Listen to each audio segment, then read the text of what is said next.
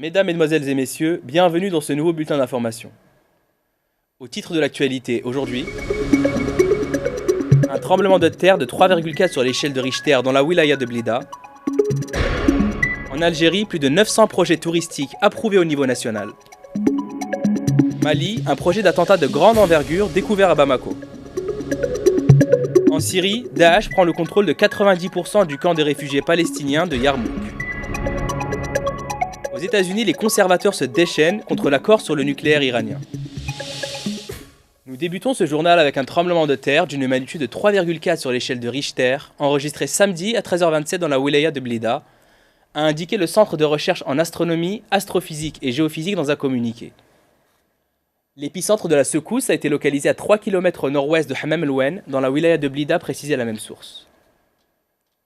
Côté tourisme, le ministère du secteur a donné son approbation pour 900 projets touristiques au niveau national, dont 400 sont en cours de réalisation. Ces projets accroîtront les capacités d'accueil et contribueront à l'instauration d'une véritable industrie touristique en Algérie. Madame Zerhouni a souligné dans ce cadre que les projets touristiques avalisés par son ministère concernent des hôtels, des résidences touristiques, des complexes de cure et touristiques et des restaurants au standing qui serviront le secteur qu'elle a qualifié de sensible et précaire.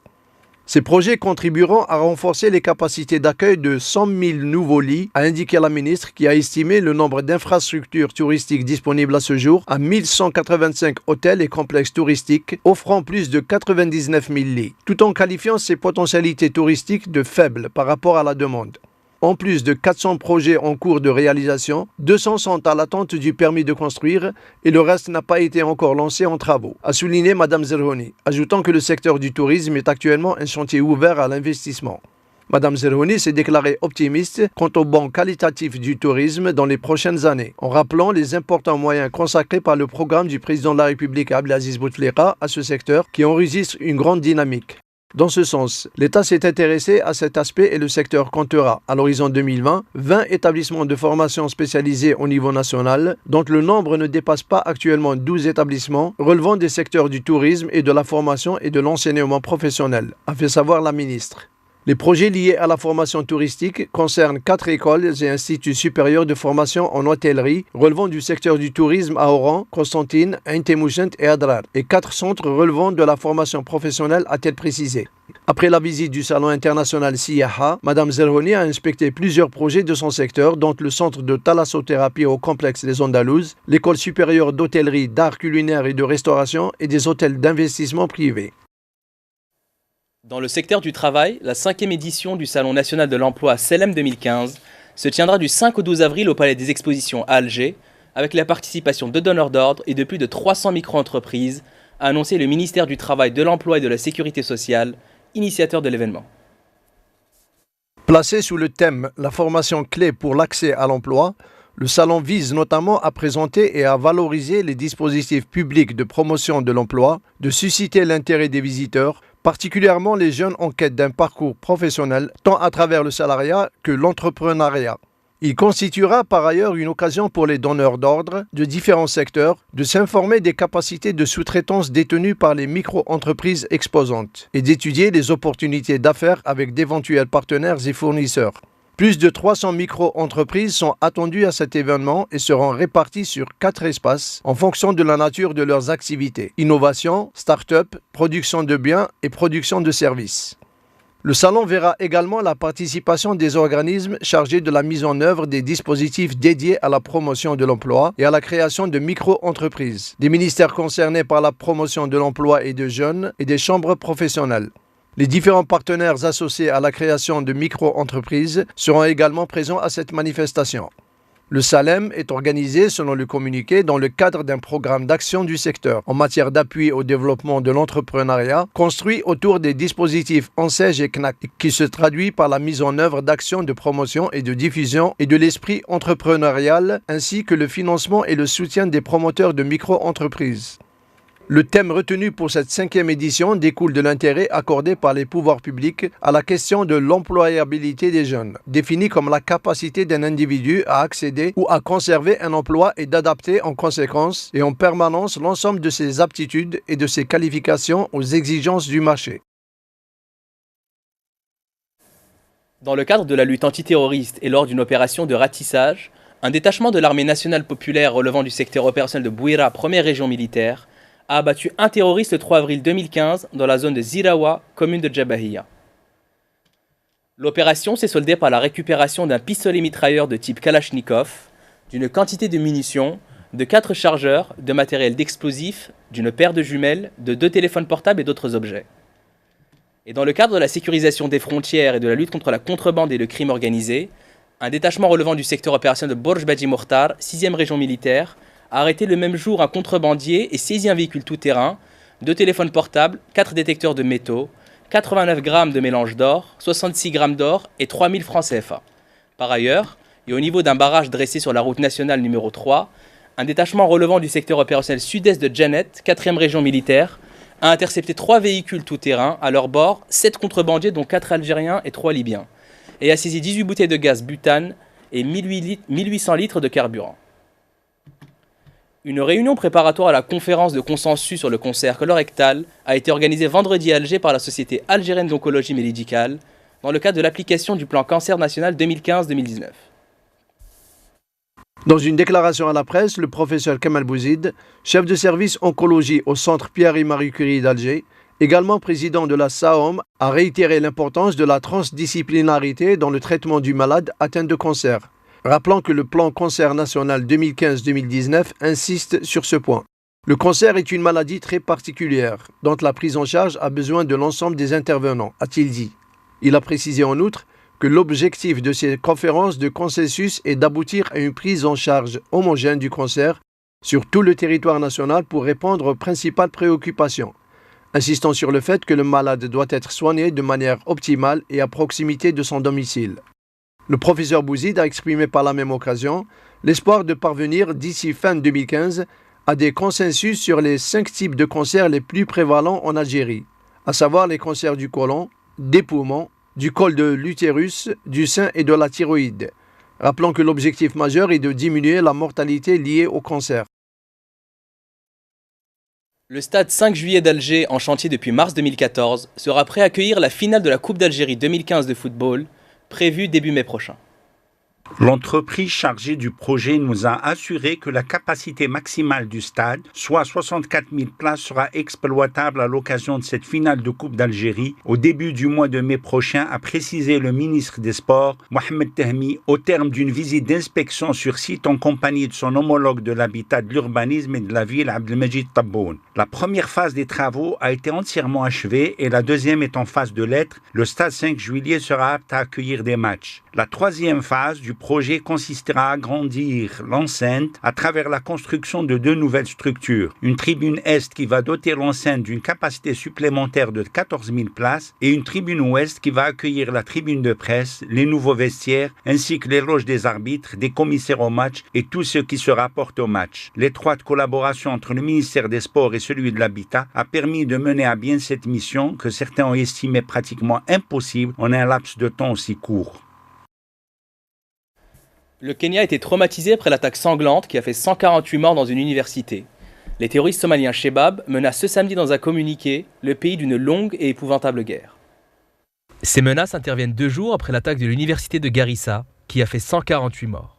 Vous confortez les politiques de votre gouvernement en les élisant, vous allez en payer le prix de votre sang, a lancé ce groupe terroriste affilié à Al-Qaïda. Des journaux kenyans déplorent qu'une nouvelle fois, des avertissements des services de renseignement aient été ignorés. Mohamed Mohamoud, aussi appelé Mohamed Kouno, alias Sheikh Mohamed Douleydine ou Gamadare, serait le cerveau de cette attaque, la pire qu'ait connue le Kenya depuis 17 ans. Sa tête a été mise à prix à environ 200 000 €.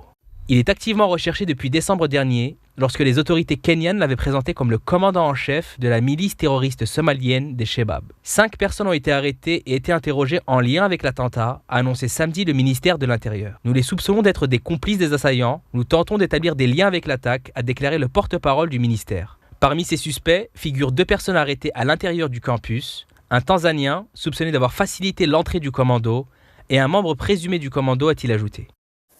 Comme nous le rappelions dans les titres de ce journal, un projet d'attentat de grande envergure a été découvert après une explosion dans un domicile privé de Bamako, qui a fait 1 mort vendredi, a affirmé un responsable de la gendarmerie malienne.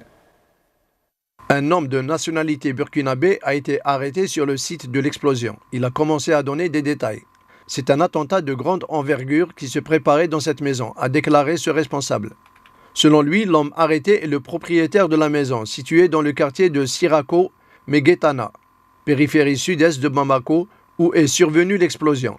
La police et la sécurité de la MINUSMA se sont rendus sur les lieux. Une source sécuritaire au sein de la mission onusienne affirme qu'il s'agit clairement d'un acte terroriste qui était en préparation dans cette maison. L'explosion a été causée par la manipulation d'engins explosifs, dont les types n'ont pas été précisés. Vendredi matin, une forte explosion s'est produite dans une maison à usage d'habitation à Sirako Meguetana, dans la périphérie de Bamako, tuant le gardien de la résidence, un homme de 22 ans, et blessant 3 civils, a affirmé le porte-parole du gouvernement malien. Le secteur a été bouclé par les forces de l'ordre et des experts de la mission de l'ONU au Mali, dont des démineurs étaient dépêchés sur place. 4 personnes ont été blessées par la déflagration qui a aussi détruit en partie la résidence et causé d'importants dégâts sur les maisons voisines, a précisé le porte-parole du gouvernement malien. 2 civils ont été tués dans une attaque menée vendredi par des hommes armés, circulant à moto contre un village au centre du Mali, ont indiqué samedi des responsables locaux. Des hommes armés, certains à moto, sont arrivés pour semer la terreur à Boni. Ils ont tiré sur la gendarmerie et sur la mairie. 2 civils ont été tués, a affirmé sous couvert de l'anonymat un élu local. Un renfort de l'armée malienne est parti samedi matin pour le village de Boni, d'après une source sécuritaire malienne. En Syrie, les combattants de Daesh ont pris le contrôle de 90% du camp de réfugiés palestiniens de Yarmouk, situé dans la banlieue de Damas. Avec cette offensive, ils ne sont plus qu'à une poignée de kilomètres de la capitale syrienne. Depuis mercredi, Daesh attaque ce camp de réfugiés affrontant des milices, dont celle d'Arnaf Bayt el-Maqdis, un groupe de combattants antigouvernementaux et des Palestiniens. La situation à Yarmouk est un affront à notre humanité à tous, une source de honte universelle, a déclaré Chris Gounès, porte-parole de l'Office de secours et des travaux des Nations Unies pour les réfugiés de Palestine dans le Proche-Orient. Yarmouk est un test, un défi pour la communauté internationale. Nous ne devons pas échouer. La crédibilité du système international lui-même est en jeu, a-t-il annoncé. Les Nations Unies sont extrêmement préoccupées pour la sécurité et la protection des quelques 18 000 civils, syriens et palestiniens qui vivent encore dans les camps. Par ailleurs, l'importante ville d'Idleb, chef-lieu d'une province frontalière de la Turquie, est contrôlée en majorité par la branche d'Al-Qaïda. La ville est désertée par les habitants qui ont peur de revenir en raison des bombardements et d'une éventuelle contre-attaque du régime ou ne veulent pas vivre sous Al-Nusra. Au Yémen, sous la pression des raids militaires menés par l'Arabie Saoudite, les rebelles Houthis ont dû battre en retraite à Aden dans le sud. Pendant ce temps, Al-Qaïda a pris le contrôle d'une importante base militaire dans le sud-est du pays. Alors que l'opération militaire arabe menée par l'Arabie Saoudite afin d'empêcher les Houthis de prendre le pouvoir au Yémen semble porter quelques fruits, Al-Qaïda dans la péninsule arabique étend sa mainmise dans le sud-est du pays. Vendredi 3 avril, au 9e jour de l'opération saoudienne, et sur fond de désorganisation des structures de l'État, le groupuscule extrémiste sunnite a procédé à une véritable démonstration de force en prenant sans résistance, selon les responsables, le quartier général de l'armée et le port de Moukalla. Des centaines de combattants sont déployés depuis jeudi dans ce chef-lieu de la province de Hadramaout, où vivent plus de 200 000 habitants. Seul l'aéroport et quelques camps militaires proches leur échappent encore, selon une source militaire. La veille, Al-Qaïda a libéré près de 300 détenus en donnant l'assaut à la prison centrale et lancé depuis des mosquées des appels au djihad contre les chiites, confirmant le risque d'une guerre confessionnelle dans ce pays pauvre de la péninsule arabique, où les combats ont fait plus de 500 morts en 2 semaines. Vendredi, 2 gardes frontières saoudiens ont été tués par des tirs en provenance du Yémen, portant à 3 le nombre de gardes frontières tués depuis mercredi. Par ailleurs, le Conseil de sécurité de l'ONU se réunira à huis clos samedi 4 avril à 16h, heure algérienne, afin de discuter d'une proposition russe d'instaurer des pauses humanitaires au Yémen. La Russie a demandé cette réunion au moment où l'ONU et les organisations humanitaires s'inquiètent du nombre croissant des victimes civiles dans les combats au sol et les raids de la coalition. L'Égypte est toujours soumise à une violence quasi quotidienne. Un engin explosif lancé par des inconnus a tué jeudi 2 civils égyptiens devant l'entrée d'un centre de loisirs pour jeunes dans la banlieue du Caire. Par ailleurs, un nouveau procès de l'ancien président égyptien Hosni Moubarak et de ses 2 fils, accusés de détournement de fonds publics employés pour rénover une propriété familiale, s'est ouvert samedi. Un responsable de la police a confirmé que l'explosion a tué le gardien et un autre civil assis à son côté. Les enquêteurs n'étaient pas en mesure de dire d'emblée s'il s'agissait d'un acte criminel visant l'établissement ou d'une attaque s'inscrivant dans une vague d'attentats perpétrés quasi quotidiennement en Égypte par des groupes terroristes depuis que l'armée a destitué le président Mohamed Morsi en 2013. Toujours en Égypte, en janvier, la justice égyptienne avait annulé en appel une condamnation du président Moubarak en première instance en mai dernier à 3 ans d'emprisonnement dans cette affaire, ouvrant la voie à un nouveau procès. Ses 2 fils avaient, eux, été condamnés à des peines de 4 ans de prison. Le procès s'ouvrant aujourd'hui a été ajourné au 29 avril. En novembre, Moubarak avait été acquitté des charges de complot en vue de tuer des manifestants lors du soulèvement populaire de 2011 qui avait conduit à la chute de son régime. Dans le dossier du nucléaire iranien, à peine l'accord scellé entre les grandes puissances et l'Iran que les conservateurs annoncent la fin du monde. Ils accusent le président Obama de s'être aplati devant les Iraniens et d'avoir lâché trop de concessions. Même si l'accord n'est pas encore finalisé dans les détails, les conservateurs se sont déchaînés pour dénoncer ce que le président Obama a qualifié d'accord historique. Ils sont convaincus que c'est une catastrophe majeure. Il est comparé aux accords de Munich de 1938. Neville Chamberlain a obtenu d'Adolf Hitler un meilleur accord, a déclaré le sénateur Mark Kirk de l'Illinois. Arrêtez toute cette négativité sur l'accord avec l'Iran, mes chers conservateurs. Les Iraniens n'ont pas eu la région des Sudètes, ironise Ed Morrissey, un blogueur de droite. Dans le magazine National Review, l'historien Victor Davis Hanson écrit « Notre déshonneur à Lausanne comme à Munich peut éviter une confrontation aujourd'hui, mais notre honte garantit une guerre dans l'avenir proche. » Malgré l'échec répété des néoconservateurs, notamment le fiasco de la guerre en Irak, ils ont repris du poil de la bête et sont de nouveau très influents chez les républicains. Pour stopper la bombe de l'Iran, bombarder l'Iran, écrivait récemment John Bolton, l'ambassadeur aux Nations Unies de George W. Bush, dans le New York Times. Ils ont rappelé que le Congrès doit être autorisé à revoir tous les détails de n'importe quel accord avant que les sanctions ne soient levées. Ils sont même allés à prévoir de faire voter une loi qui donne au Congrès le pouvoir de modifier l'accord. Tout au long des négociations, les conservateurs ont tout fait pour les faire échouer. 47 sénateurs ont rappelé à l'Iran dans une lettre que le Congrès pouvait faire machine arrière sur tout accord. De plus, ils ont invité Benjamin Netanyahu, qui, en plein congrès, a attaqué directement la politique de Barack Obama. Concernant la question sahraoui, l'intergroupe parlementaire belge regroupant les 7 parlements de ce pays a affirmé son soutien à la cause du peuple sahraoui, en particulier son droit à l'autodétermination garanti par les Nations Unies. Lors d'une réunion constitutive tenue jeudi à la Maison des parlementaires à Bruxelles, l'intergroupe parlementaire a rappelé au gouvernement belge et à la communauté internationale leurs obligations pour mettre un terme au conflit du Sahara occidental dans le respect des droits fondamentaux de ce peuple. Il s'agit notamment du droit à l'autodétermination, du droit à la défense et à la protection des Sahraouis dans les territoires occupés du Sahara occidental, ainsi que du droit à la sauvegarde des ressources naturelles et à l'assistance humanitaire pour les Sahraouis dans les camps des réfugiés.